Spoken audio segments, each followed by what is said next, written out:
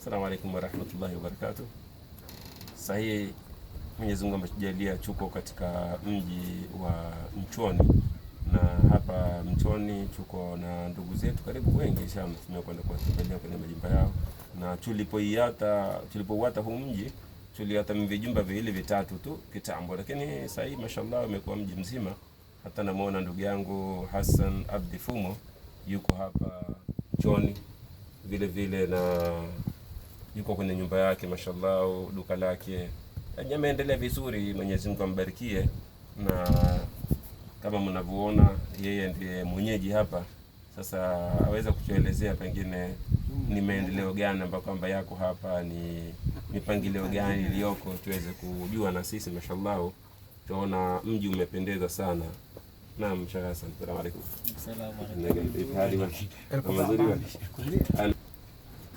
Wa alaykum salaam wa rahmatullahi wa barakatuh. Ndugu yangu Bakar Ismail Shali, nashukuru kwa kutembelea.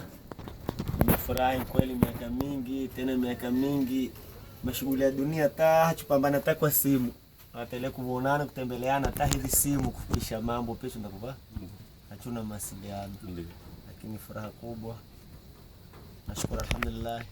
Na kama alivyozungumzia ndugu yangu Bakar hapa, maendeleo ni matumaini inshallah.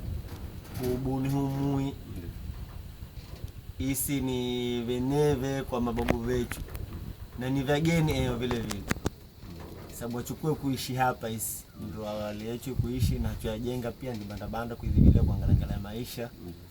Tofauti ni ardhi tunazo, lakini ndo kifungu changu hii usubiri wanangu soma kwa kisima hiyo kiasi vya masomo, nami ni maskini endelea angalau wakimaliza kusoma bakia upate kijumba chao vangie.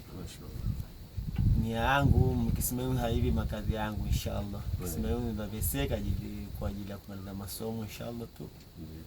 Maskani kwa uwezo wake atakuwa hapa imi na wengineo, na vile vile ndugu yangu kivaenda nchua hapa vile vile atakufanya maskani hapa umkaribisha, na wengine vile vile leo wangu uweza pia kanifahamisha. Shukrani ndugu yangu Hassan, namna kuishi ni pamoja. Nashukuru sana ndugu yangu Hassan hadi kwa kutukaribisha katika mji huyu wa Mchoni, na vile vile kwa muda mrefu kama nilivyosema nyuma ya kuwa hatujawahi kukutana, lakini leo Mwenyezi Mungu amependa ya kuwa tukutane.